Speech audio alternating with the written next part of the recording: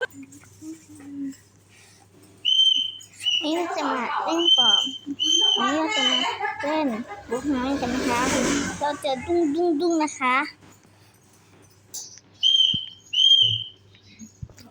นกมาเล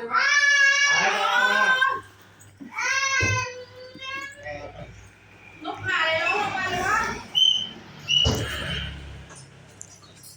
มีคนงัดขนมกิน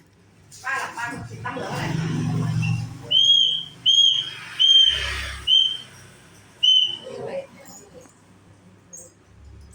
ไปพัก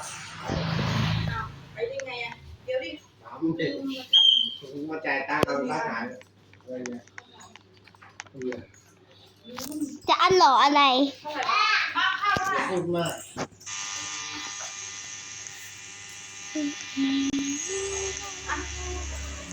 ป้าเขา